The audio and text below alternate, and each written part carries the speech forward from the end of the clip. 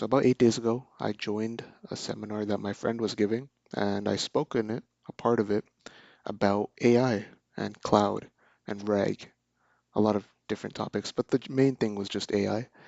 And so it was a part of a bigger seminar that my friend was giving about how to implement RAG agents in, so it was for genetic and agricultural department at Purdue University.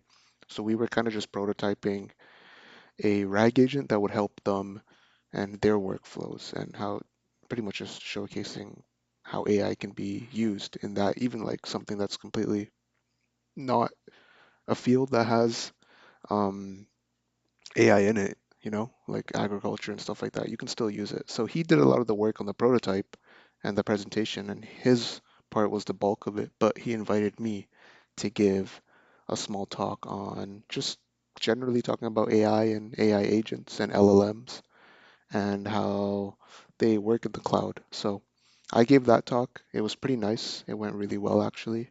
I'm getting a lot more into just AI in general. It's blowing up a lot. It's been around for 2 years now, I think, 2 or 3 years. Still pretty new. But in terms of my career, as a software engineer, I've been getting more into it. I've been trying to do more hackathons. I have been just learning more about it in general, how it works in the cloud. I've done a I've done one hackathon already. I'm gonna have another one scheduled in January where I hope to do more about AI and learning about it. So this seminar was good because this is the first time I've ever done something like this, and it actually turned out really well. I'm really happy with the amount of information I was able to give. It was on a very general level. I didn't get into any technicalities or anything like that because the audience was not, they were not really technical. We weren't supposed to go super in depth. It was supposed to be more high level. And my part was only about 8 minutes, which I'm gonna play right now. I think I've talked enough, but yeah, I hope to do more stuff like this. This was really fun. And the more I learn about AI, the more I keep delving into it. I want to keep making more videos and talking about what I learned because it's pretty awesome and it's definitely the future. So yeah, I'll just play my part. And yeah, thanks for watching. Hey everyone, my name's Gavin. I work as a software developer for Warner Brothers, like the movie company, although a lot of my work isn't in that kind of realm. It's under CNN. So in the real world, I do have a lot of experience when it comes to LLMs and AI models and how they work in kind of a production or real world environment. So when it comes to this prototype that we have for Amelia AI and a lot of the genetic research component of it, the first important thing is picking the correct model. And there is no shortage of models nowadays. We have tons of new models, and there's only new ones popping up every week. So for this one, we chose Chat GPT or GPT 5.1, which is the model behind Chat GPT. And the reason we chose this one is because it's very strong at reasoning across long, complex documents. So when it comes to genetics and agriculture, you have tons of research papers, trial reports, genomic kind of reports too. So you want the correct model that can handle a lot of that input, and it's able to summarize it, it's able to understand it, and also transform it as well. So GPT 5.1 works across a lot of good domains, even like economics, animal health, um, and agronomy. So another thing is like there's a lot of journal papers, and we needed to pretty much take in all the input and create a good response out of it. So GPT 5.1 is really good for that. And the way you can think about it is it's the general brain for this whole prototype, like the backbone, and we're only providing it with the input data. So we're telling it what to think with, but it handles itself on how to exactly do it. And it's definitely the best one for this use case. Next slide. So taking a step back and peeling the onion, there is another approach to this where we have to think about cost and operation when it comes to a model like this. And especially when you think about the real world, you want to think about as this application grows, how do we want to handle that, right? And how does that handle logistically? So when you have a model like this, like GPT 5.1, you don't want to self-host it. That's gonna You're gonna run into a lot of problems there, and most companies don't do this nowadays. One of the things it's gonna cost you a lot of GPUs, and GPUs are not cheap at all. and you're gonna have to require a whole like server farm full of them. If you ever seen those Bitcoin warehouses, you're gonna look at something like that in the long term if you are trying to self-host this kind of application. Another thing is you're going to need a lot of monitoring, a lot of scaling, security, a lot of resources to put towards it. So it's a really big operational load. And it's going to pull a lot of time and money away from the actual genetics and farm research, which is really where you want to put the time and money, right? You don't want to worry too much about the infrastructure of the actual model. So the practical decision to take here is to create a RAG uh, agent, which I'll talk about in the next slide. But the good benefit of this is that it'll run by itself. It's really low infrastructure. It's low maintenance cost. It's also really easy to update if you want to add more data sources, or you don't have to, kind of build it from scratch if anything updates or anything changes. And a lot of the answers that it gives are actually grounded in evidence. It's not the model guessing, which is a really big problem with a lot of these LLMs. You don't want hallucinations, and you want it to give you the correct answers with the correct inputs most of the time, or obviously ideally all the time. Next slide.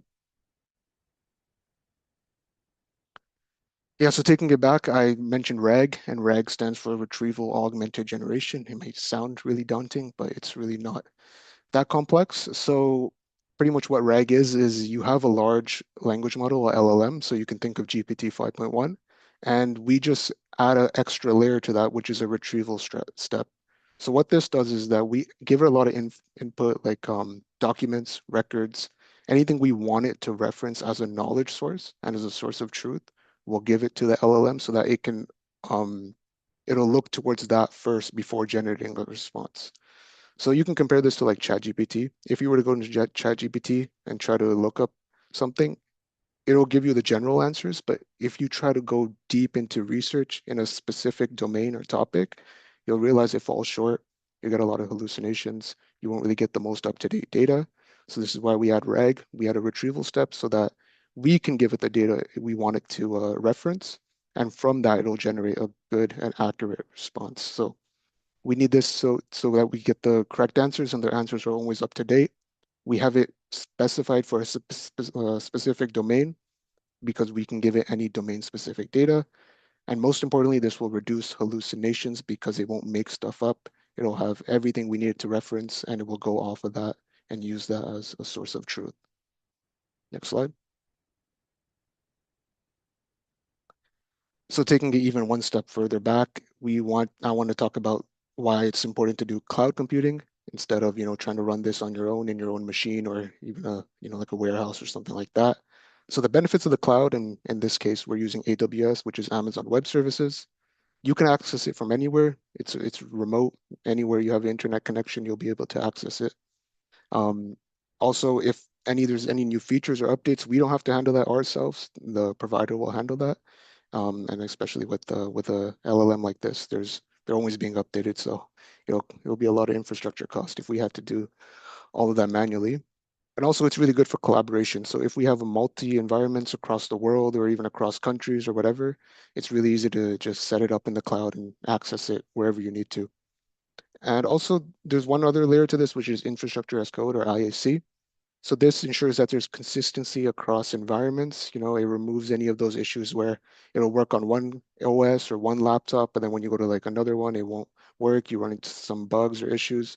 Having it on the cloud removes all of those issues, and it makes it really easy and manageable to scale and collaborate on. Next slide.